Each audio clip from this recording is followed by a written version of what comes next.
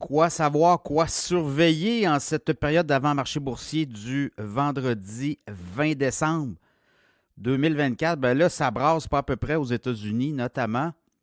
Le plafond de la dette, hein, c'est ça aussi qui est à surveiller, là. On doit s'entendre d'ici ce soir entre les représentants démocrates et républicains. Sinon, ben, on va avoir un shutdown aux États-Unis. Ça veut dire qu'on ne s'est pas entendu sur le budget du gouvernement. Et là, il faut relever le plafond de la dette. La dette est autour de 36 milliards de dollars. 36 000 milliards, voilà. Et là, on doit s'entendre d'ici minuit. Et hier, il y avait un vote. On ne s'est pas entendu. Là, on est en train de négocier toujours. Et là, tous les gens convergent vers Washington. Alors, ça sera à suivre. S'il n'y a pas d'entente, ben, on va être obligé de fermer là, des, euh, des, des ministères et des organismes gouvernementaux. Ça c'est déjà arrivé aux États-Unis. Là. On avait fermé des parcs nationaux et les fonctionnaires étaient renvoyés à la maison puisqu'on n'a plus d'argent pour les payer. Donc, ça inquiète un peu les marchés, pas mal les marchés boursiers, je vous dirais.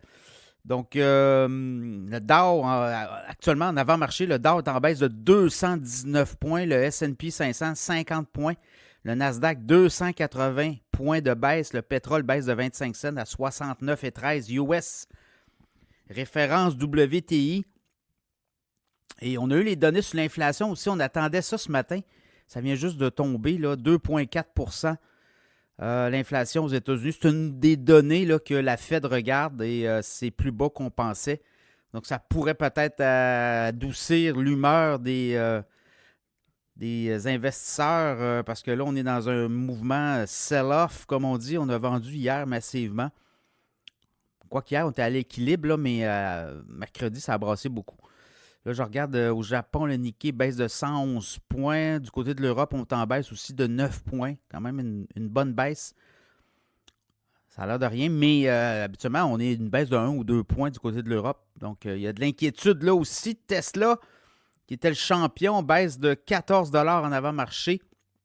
Nvidia aussi baisse. On avait eu des résultats financiers hier. Nike, très bon résultat financier. Le titre s'est envolé à 85 et au moment où je vous parle, ben, ça drop pas à peu près. Là, on est rendu à 72 en avant-marché. Donc, FedEx, très bon résultat. FedEx monte de 18,42 en avant-marché. Mais aujourd'hui, ça va être très rock'n'roll avec tout ce qui se passe au Congrès. Est-ce qu'on va avoir un accord? Donc, je pense que c'est pas mal là que ça va jouer, là. Si on a un accord ce soir, le Bitcoin aussi se fait ramasser. Là. Le Bitcoin drop, était fragile, le Bitcoin, mais là, voyez-vous, 95 000. Il a atteint les 92 000 il y a quelques heures. Là, on remonte à 95 200. On était à 108 000 il y a 2 jours, donc très, très volatile. Ça sera à suivre. Est-ce qu'on va avoir un mouvement dans le vert? Évidemment, s'il y a une entente au Congrès, entre les républicains et les démocrates. Là, on doit s'entendre aussi sur le budget du gouvernement. Je sais que Donald Trump veut faire en sorte que le plafond, le relèvement du plafond de la dette, là, on enlève ça complètement. Je ne suis pas sûr qu'ils vont lui donner carte blanche là-dessus. Donc, vous voyez, il y a même des républicains qui ont voté hier contre l'accord que Trump voulait avoir. Comme quoi, il ne fait pas l'unanimité là, chez les républicains, Trump. Donc, ça sera à suivre. C'est là que ça va jouer.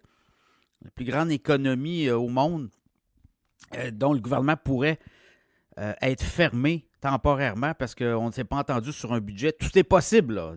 Dites-vous une chose, démocrates, républicains, on joue du coude. Là. Donc, ça sera à surveiller aujourd'hui.